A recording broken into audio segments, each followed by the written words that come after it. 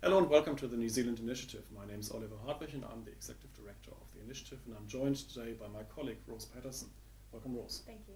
Now, you've just released a new report, Teaching Stars, Transforming the Education Profession.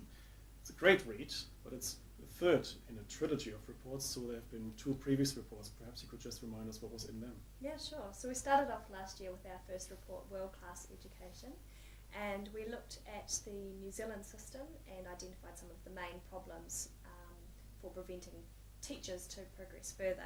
And one of the main problems is that we have a very truncated salary scale. So teachers reach the maximum on the salary scale after about 8 years.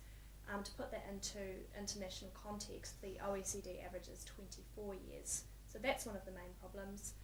Another problem is that the quality of teacher training in New Zealand is variable quality across the country. So that was our first report. Our second report was based on an overseas trip to look at some of the world-leading education systems and think about what we could borrow and adapt for the New Zealand context. And that resulted in Teaching Stars.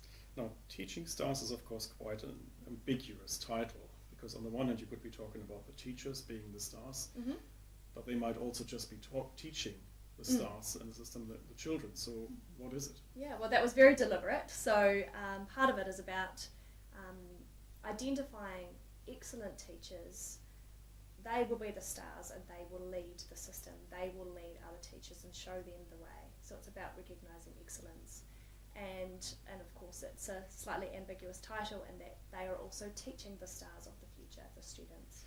Now, recognising excellence, as you mentioned, that seems to be the theme very much of this report. And recognising excellence comes in all sorts of different ways.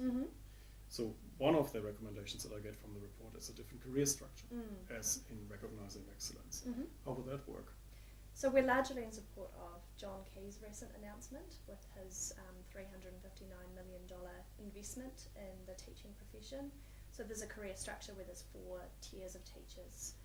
So we're very excited about that idea and very much in support of it. And that's based on overseas experience, isn't it? Yeah, so we found in Singapore they have a very similar system where to progress and to get one of those roles as a lead teacher or an expert teacher, or as they call them there, a master teacher, they have to be excellent teachers and lift student achievement, but they also have to show other teachers how to do that as well. So it's a very collaborative system.